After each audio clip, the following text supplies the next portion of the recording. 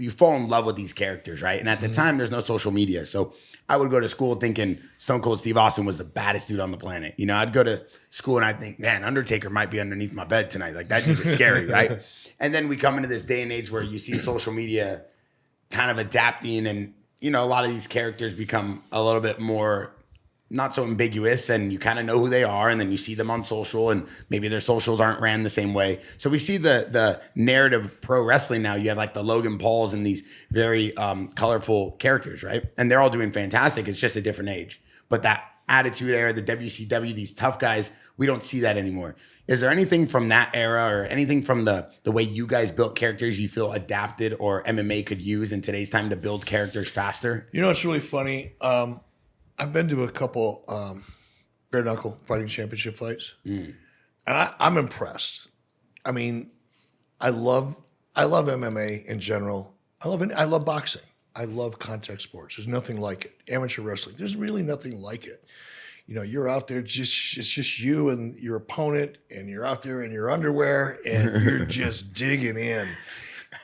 And you can't blame anybody else. It's all on you. You win, you won. You lose, you lost. Not the team, not the coach. It is what it is. I love that.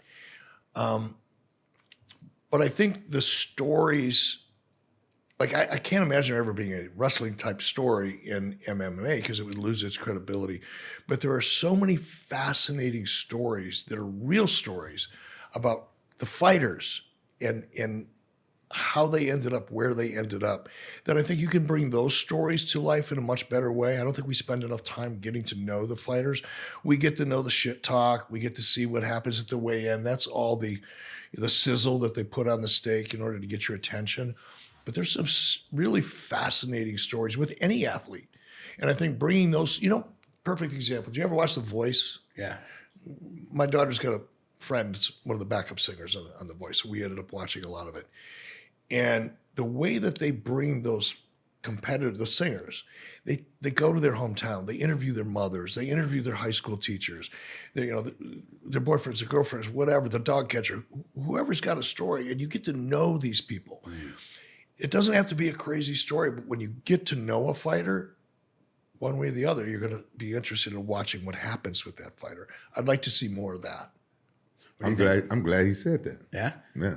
Why is that? Because, I'm starting my own amateur MMA league, and that's one thing that I decided to do different from the other amateur MMA leagues. And I want to get these amateurs ready for the pros.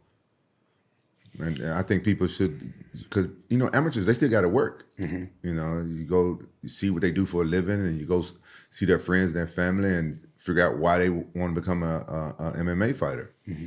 And when the audience knows what motivates them, and they know that they have to work at UPS from 3 to 11, and then come home and train and hopefully sleep for 2 hours and play with a kid before he goes to school, and then off and go do it again 5 or 6 days a week. You can, if you hear that story, you'll relate to that person. You'll root for that person. You'll want to see that person win. And I think teaching young aspiring fighters how to sell a fight. You may or may not be able to teach them how to win a fight, but if you can teach them how to sell a fight, they'll make money. They'll stay busy, even if they're not the best fighters in the world. If they learn how to sell their fights, promoters will want to book them. Right. I think that's lost in the new MMA. Like, a lot of fighters, they don't know how to sell a fight. Well, it's like what he's saying too. One thing I never understood is, like, you guys had the same kind of cast of characters every Monday, and plus or minus a few guys in the matches. MMA, UFC, we used to fall in love with these fighters because we watched them fight 2 or 3 times a year, and it was the same crew, and we could follow them through the highs and lows. Now there's a fight every Friday, and every Friday it's a completely new batch of 30 to 40 fighters. It's so hard to keep up with that much And you don't talent. know anything about them. And they dress the same. They don't have their own identity. Why are you always worried about what a dude dresses like? That's crazy to me, dog. You got to stop. You a legend, and you a champion. You don't got to worry about what people are dressing like. If that's what you're into, brother, keep that off the podcast. One reason why Tito Ortiz and Chuck Liddell was such icons is because of their outfits. And pro wrestling is that is a hot take. I like that take. It's because of flames and the blue. Yeah, but look, that's another great point. That's wrestling. You made them iconic because of their outfit, the attitude, the personality, the language. That all goes together. That makes the character. Now you guys all wear Venom shorts It's got snake print. It looks like they should be Gold Dust's partner. And at the same time, they're always wearing either green or blue. Like, I love the fact that you were the only guy that wore camo pants. I still dress up as Macho Man Randy Savage every year for Halloween. I got the things. Elizabeth, I love that. Like, but we don't have that anymore. Yeah, we don't have that. We don't have personality. We don't have individualism.